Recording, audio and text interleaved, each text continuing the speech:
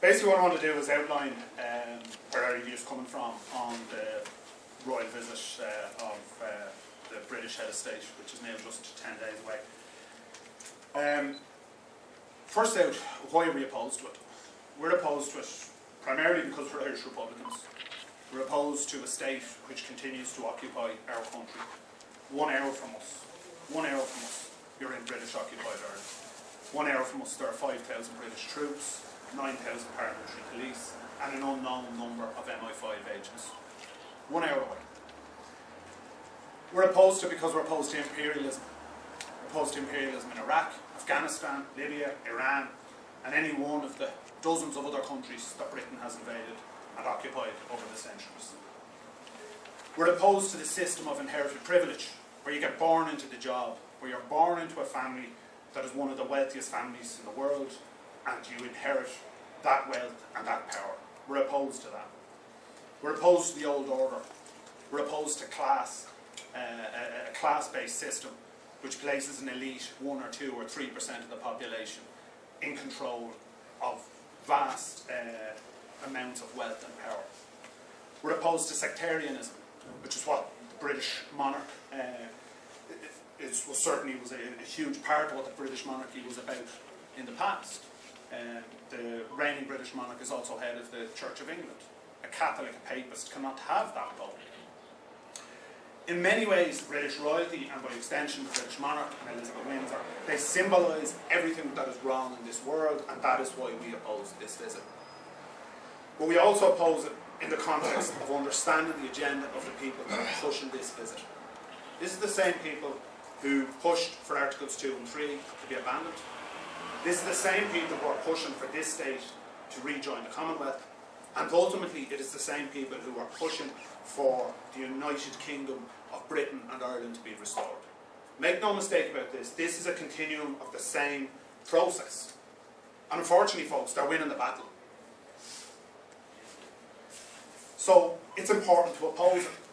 And it's not good enough to oppose it in theory, or oppose it with a Tea Party. It has to be opposed in action. We need to take the opportunity to send a signal from this city to oppressed people everywhere. Send a signal to people in Baghdad, to people in Kabul, to people in Tripoli.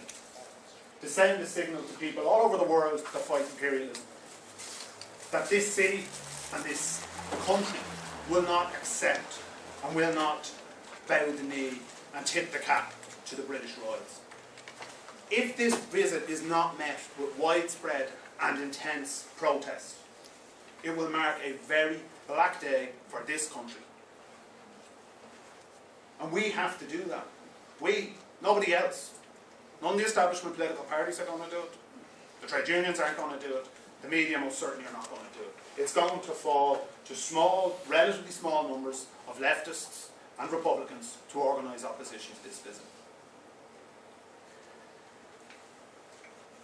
The symbolism of this visit goes beyond the idea of a monarch being welcomed.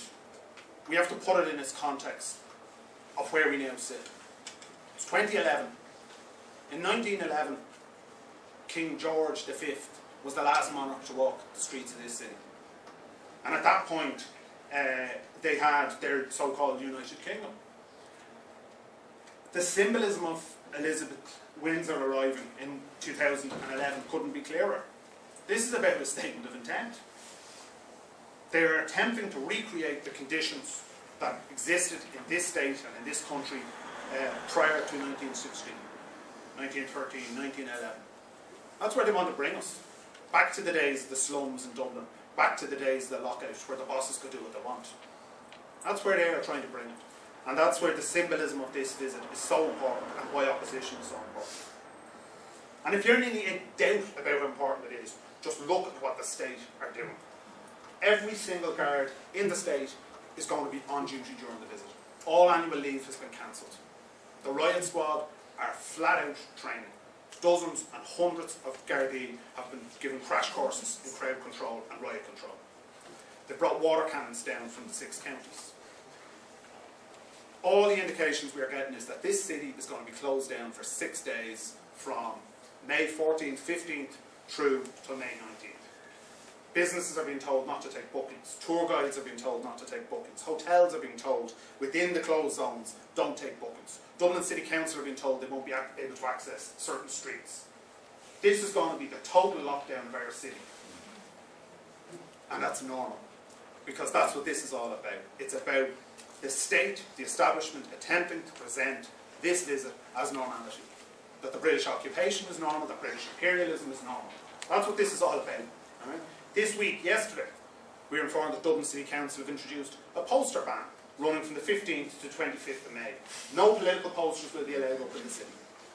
Now, if that isn't about censorship, if that isn't about control of political opinion, the right attempting to impinge on the right to organise politically, the right to free assembly, the right to free speech, that's what is under attack here. It doesn't get any bigger. All of us have sit in these rooms and have these meetings for years. It's going to happen in this city in 10 days' time. It's time for theory to move into action, and for the left and for republicanism to get in there and get in with all of its vigour and bring all of the people that it can with it. Our opponents have attempted to present those who oppose this visit as being somehow caught in some sort of time warp, that we're living in the past. Now, the irony of this seems to escape the great and the good. They are telling us we're living in the past when they're trying to bring a monarch. Someone who inherited their job. Someone who holds a job that a Catholic can't hold. An archaic, outdated, centuries out of date. That they are telling us we live in the past. The truth is we live in the future. We live in the future where we are free. Free from British imperialism. Free from the bosses. Free from the landlords. And free from exploitation. We live in the future. Our opponents have attempted to convince the world that only the rabble will protest. People intent on wrecking the place. Intent on robbing and pillaging. Intent on breaking into shoe shops and robbing runners. That's what they're telling everybody. We're going to show them something very different. We're going to show them a disciplined body of women and men who will not bend the knee, who will not tip the cap, who will not do what they're told. That's what we're going to show them. And our opponents are trying to convince the world that we're troublemakers. And I agree, we are. We intend to create trouble. We intend to create trouble for those who try and tell us that one person is born better than another person.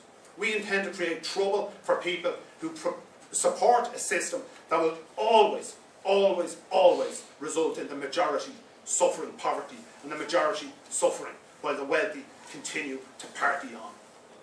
Look at the events that they're organising. The Garden of Remembrance. The Garden of Remembrance dedicated to those who gave their lives that we could be free.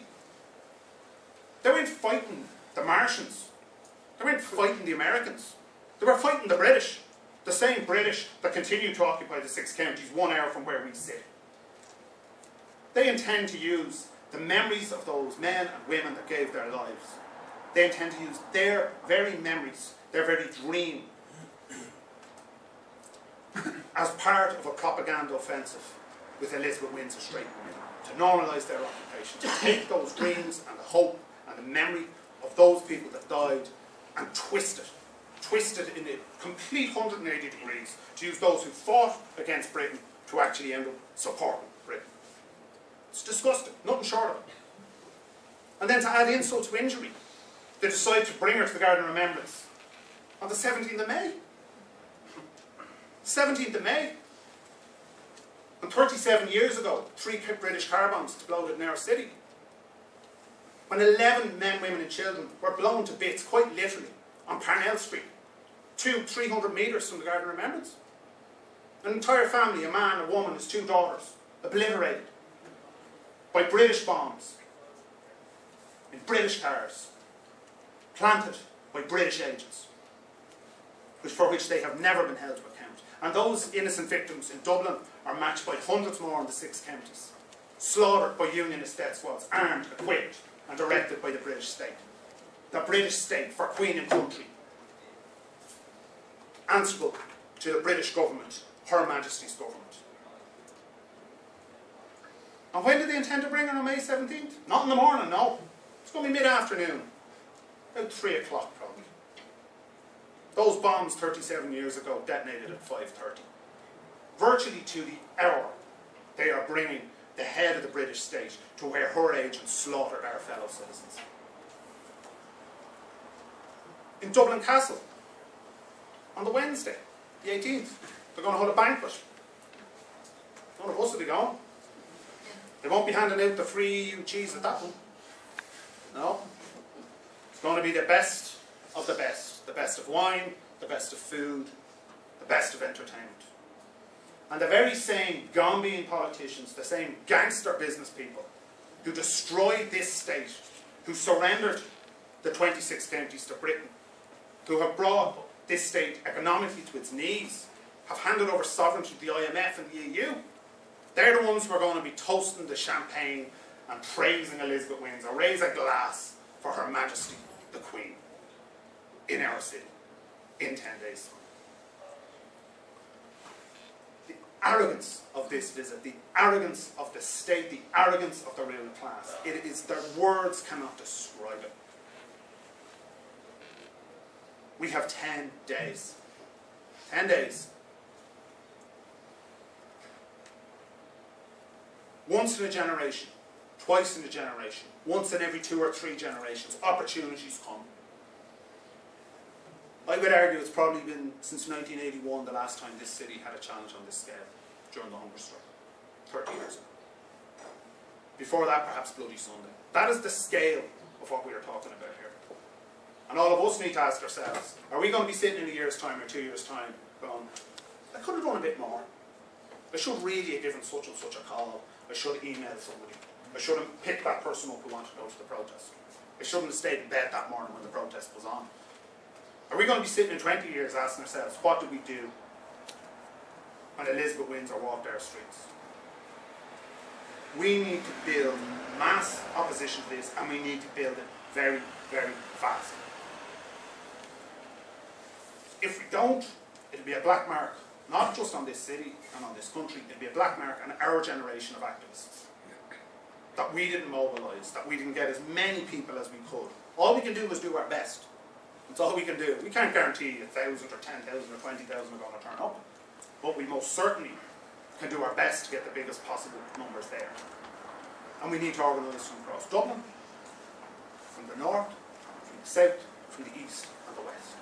And from the north in particular, we need people to come. There's no good us in Dublin talking about the oppressed people in the 6 counties if the oppressed people in the 6 counties aren't bothered to come down and protest. This is about much more than a royal visit of the type that regularly happens in the 6 counties. This is another nail in the coffin of the Irish Republic. And I'm not talking about their 26 county republic. I'm talking about our glorious 32 county republic. It is another nail in the coffin. It is another significant blow to Republicans. If it is allowed to go ahead unheeded and unprotested. The state, the British state and the 26 county state have decided that they want this as the icing on the cake of their propaganda offensive, of their process and organisation. They want images beamed across the world of children waving Union Jacks, of Elizabeth Windsor kissing babies, of everybody toasting at their banquet in Dublin Castle. And we need to make sure the images that go out across the world are very, very different. That they're the images of protest, of opposition, of unending, unbending Irish Republican resistance. That's the image we need to get out across the world. We need to turn their propaganda, what they hope to be a propaganda coup, into an absolute publicity disaster. Nothing more, nothing less. And we have 10 days to do it. So I would urge everybody here, and we say at a lot of these events, to become an organiser. But that's what we need to do. We need to get the maximum number of people out to the maximum number of protests. We're organising 2, one in the Garden Remembrance, one in Dublin Castle. We need everyone to take every opportunity to organise protests within their community, trade unions, whatever they can do it, to get as many people out that everywhere Elizabeth Windsor turns, she is met by protest. Only has to be one person. One person. Go home, you're not wanted here. One person can organise a protest. And she should be met at each of the events which have been organised And on the roads, you can see them all. They're all marked. Yellow paint, you might have seen it, all over the city. Yellow paint. Yellow paint on the lampposts, yellow paint on the traffic lights, yellow paint on the manhole covers.